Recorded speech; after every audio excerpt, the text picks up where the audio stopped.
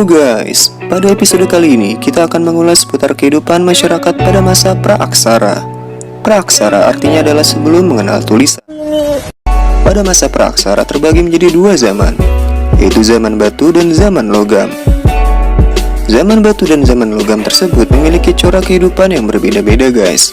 Corak kehidupan masyarakatnya dapat kita klasifikasikan menjadi masa berburu dan mengumpulkan makanan tingkat sederhana, masa berburu dan mengumpulkan makanan tingkat lanjut, masa bercocok tanam, dan masa perundagian.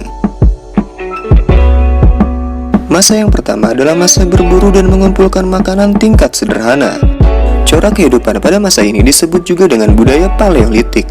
Paleolitik berasal dari bahasa Yunani yaitu paleo yang artinya tua dan litos yang artinya batu.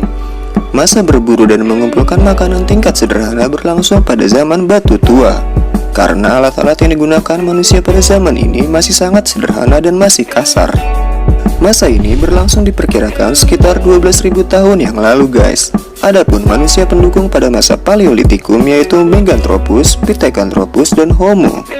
Kehidupan sosial masyarakat pada masa ini ditandai dengan berburu hewan dan mengumpulkan tumbuh-tumbuhan yang bisa dimakan atau food gathering. Pada masa ini kehidupan masyarakatnya masih sangat bergantung pada alam guys. Mereka selalu hidup berpindah-pindah atau nomad dan mengikuti sumber air, hewan buruan, atau sumber makanan mereka. Ada kalanya mereka bermigrasi karena bencana alam, ancaman hewan, ataupun ancaman kelompok lainnya.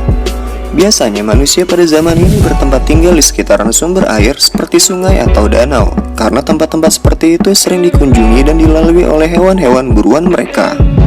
Kehidupan sosial masyarakat pada masa ini hidup dalam kelompok kecil untuk berburu dan mengumpulkan makanannya.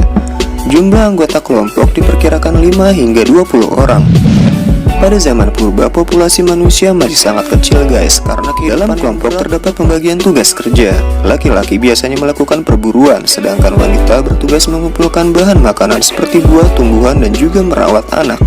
Kebudayaan masyarakat pada masa berburu dan mengumpulkan makanan tingkat sederhana masih menggunakan alat-alat yang masih hal ini dikarenakan perkembangan otak manusia pada masa ini masih sangat primitif. Mereka hanya menggunakan alat dari batu, kayu, maupun tulang binatang.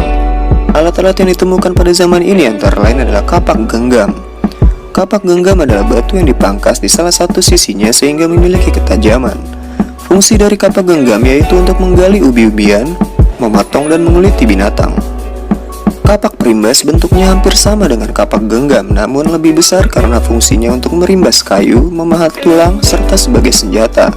Kapak genggam dan kapak perimbas hampir tersebar di seluruh Nusantara. Alat serpi atau flex.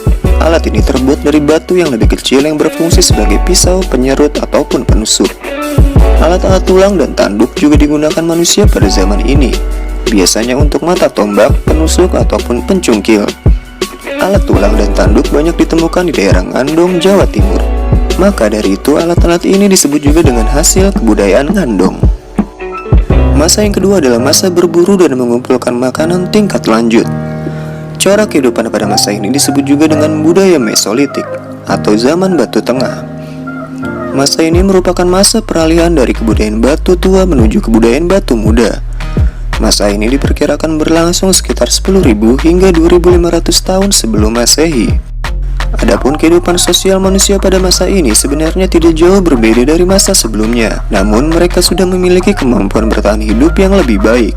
Mereka pastinya juga masih berburu dan mengumpulkan makanan ya guys. Pembagian tugas kerja pun masih sama, yaitu laki-lakinya berburu dan perempuan mengumpulkan makanan serta memasak. Manusia pada masa ini sudah mengenal penggunaan api untuk memasak guys.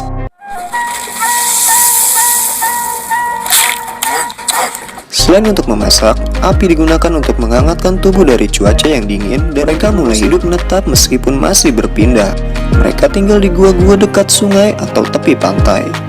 Gua-gua ini dinamakan peneliti dengan sebutan Abrissaurus. Gua tempat tinggal manusia Praaksara ini tidak jauh dari sumber air atau sungai yang terdapat sumber makanan seperti ikan, kerang, dan siput. Selama bertempat tinggal di gua, mereka mulai mengenal tradisi melukis di dinding-dinding gua. Lukisan-lukisan tersebut hanya sebatas cap-cap tangan yang berasal dari pewarna tumbuhan. Lukisan tersebut dapat kita jumpai di Gua Liang Leang, Sulawesi Selatan ataupun di daerah Papua. Lukisan tangan latar belakang cat merah diyakini sebagai simbol kekuatan pelindung dari gangguan roh-roh jahat. Cap-cap tangan juga diinterpretasikan sebagai perjalanan arwah mereka yang telah meninggal yang sedang meraba-raba menuju alam arwah. Para ahli meyakini lukisan dinding sebagai bentuk tanda-tanda awal manusia praksara mengenal sistem kepercayaan. Hasil kebudayaan Mesolitik yang ditemukan yaitu kulit kerang dan siput dalam jumlah besar, menabur benih, menangkap ikan di sungai, dan merawat anak. Manusia pada masa bercocok tanam juga sudah membentuk perkampungan yang terdiri dari beberapa keluarga. Kehidupan masyarakat pada masa ini sudah mulai teratur sehingga setiap perkampungan biasanya menunjuk sosok yang paling dihormati sebagai pemimpin. Hal ini dinamakan sebagai primus inter pares.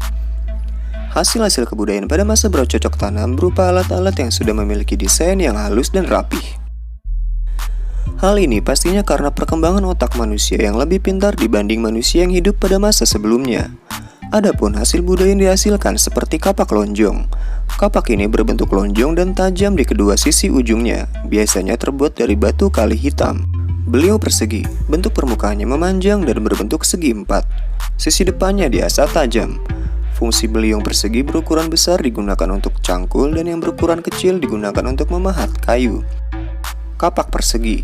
Kapak persegi berbentuk persegi panjang atau trapesium yang tajam pada bagian matanya. Kapak ini biasanya diberi tangkai untuk genggamannya. Mata panah berbentuk segitiga berukuran panjang 3 hingga 6 cm dan lebar 2-3 cm dengan ketebalan 1 cm. Mata panah biasanya terbuat dari batu gamping. Kegunaannya adalah untuk berburu. Gerabah atau alat-alat dari tanah liat sudah dikenal zaman Neolitikum, meskipun teknik pembuatannya masih sangat sederhana. Ya, namanya juga belajar ya guys. Oke guys, mungkin itu aja yang bisa kita bahas dalam episode kali ini.